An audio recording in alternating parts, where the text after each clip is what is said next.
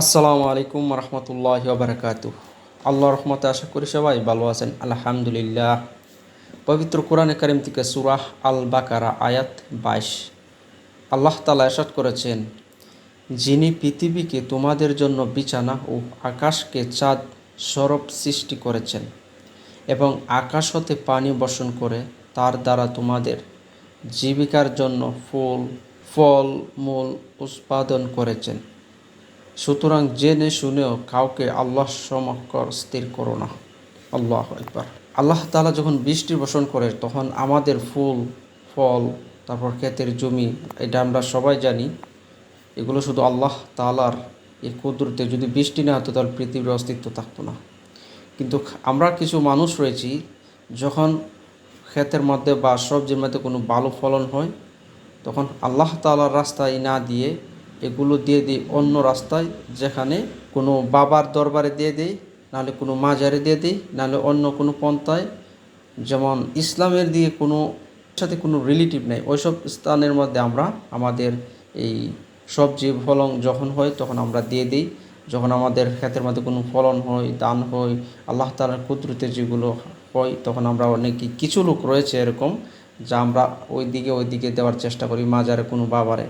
এখন আল্লাহ তাআলা বলেছেন, এইগুলো দেওয়া থেকে আল্লাহ তাআলার সমকক্ষ স্থির করো না, কখনোই না। সুতরাং জেনে শুনে কাউকে আল্লাহর সমকক্ষ স্থির করো না।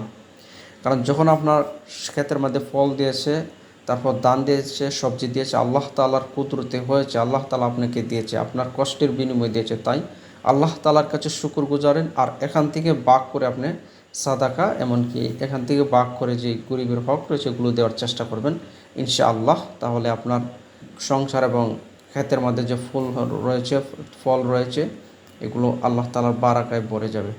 তারপর আল্লাহ তাআলা বলেছেন, হিদায়াত এবং গুমরাহিদের দিকে দিয়ে মানুষকে তিনটি দলের কথা উল্লেখ করার পর মহান আল্লাহ তাআলা বলেছেন, একতাবাদ এবং তার ইবাদতের প্রতি আহ্বান প্রত্যেক মানুষকে করা হচ্ছে।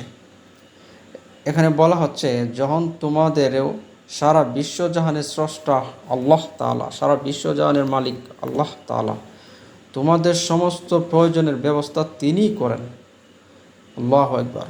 কিছু লোক রয়েছে যখন আল্লাহ তাআলাকে বাদ দিয়ে অন্যের ইবাদত করো, আল্লাহ তাআলা এখানে এই কথাটি বলেছেন যেন তোমরা তখন তোমাদের সমস্ত প্রয়োজনের ব্যবস্থা তিনিই করেন, আল্লাহ তাআলাই করেন আমাদের সমস্ত ব্যবস্থা। যদি আমরা মনে করি যে না, এটা আমার টাকা দিয়ে আমি কিনেছি, তাহলে ভুল ধারণা। আপনি একটা টাকা দিয়ে একটা মসজিদে দিয়েছেন, বা আপনার টাকা দিয়ে কোনো গরিবকে সহযোগিতা করেছেন, কাউকে কাপড় দিয়েছেন, কাউকে পানি খেয়েছেন। যদি মনে করেন যে এটা আমার টাকা দিয়েছি, না, আপনাকে তৌফিক দিয়েছে, আপনাকে এই টাকাটার মালিক আল্লাহ তাআলা আপনাকে তৌফিক দিয়েছে, তাই আপনি দিয়েছেন। তাই কখনো এই কথা বলবেন না যে আমার টাকা, এমনকি আমার ঘর, এগুলো আল্লাহ তাআলা দয়া করে আমাদেরকে দিয়েছেন। আমরা শুধু দুনিয়ার মধ্যে চেষ্টা করে যাচ্ছি, আর চেষ্টার সফলতা শুধু আমরা এগুলো পাচ্ছি। আল্লাহ আকবার, আল্লাহ আকবার। তাই অবশ্যই আমরা যেন আল্লাহ তাআলার যেই আমাদেরকে দিয়েছে যে নিয়ামত এবং প্রয়োজনের সব ব্যবস্থা তিনি নিজেই করেন। তাহলে এখানে ক্লিয়ারভাবে বলা হয়েছে, আল্লাহ তাআলা আমাদের যে প্রয়োজনীয়তা রয়েছে, প্রয়োজনীয়তার ব্যবস্থা তিনি নিজেই করেন। তারপর বলা হয়েছে, তখন তোমরা তাকে বাদ দিয়ে অন্যের ইবাদত কেন করো, অন্যকে তার সাথে অংশীদার স্থাপন করো না। আল্লাহ তাআলাকে বাদ দিয়ে তখন অন্যের ইবাদত করে, এরকম যাদের মধ্যে রয়েছে তারা হলে বেধর্মী, যারা ইসলামের সাথে কোনো রিলেটিভ নেই। তারপর আল্লাহ তাআলা বলেছেন, অন্যকে তার সাথে অংশীদার স্থাপন কেন করো। আল্লাহ তাআলার সাথে কাউকে সমান করবেন না, কাউকে তুলনা করবেন না। কারণ আল্লাহ তাআলার সাথে কাউকে তুলনা করুন, এমনকি সমান করতে, এটা ডাইরেক্ট শিরিক হয়ে যাবে। আর শিরিক হলে আপনার শিরিক কখনোই মাফ হবে না। কারণ জীবিত থাকা অবস্থায় তখন আপনাকে তওবা করতে হবে, বারবার তওবা করে তারপরে মাপ চেয়ে তারপরে আসতে হবে। আর যদি আপনি শিরিক করে ফেলেন, আর যদি আপনি এর ভিতরে মারা যান, তাহলে আপনার কখনোই আর মাফ হবে না। শিরিক অবস্থায় যে লোক মৃত্যুবরণ করবে তার হিসাব হবে জাহান্নাম। আল্লাহু আকবার।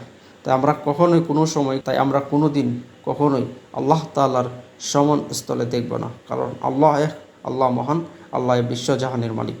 তারপর আল্লাহ তাআলা বলেছেন, যদিও তোমরা আল্লাহর আযাব থেকে বাঁচতে চাও, তাহলে তার একটাই উপায় যে তোমরা আল্লাহ একক মেনে নিয়ে কেবল তারই ইবাদত করো এবং জেনে শুনে শিরিক করো না। আল্লাহু আকবার। আমরা জানি আল্লাহ এক, আল্লাহ মহান, আল্লাহ সর্বশ্রেষ্ঠ, আল্লাহ বিশ্বজাহানের মালিক।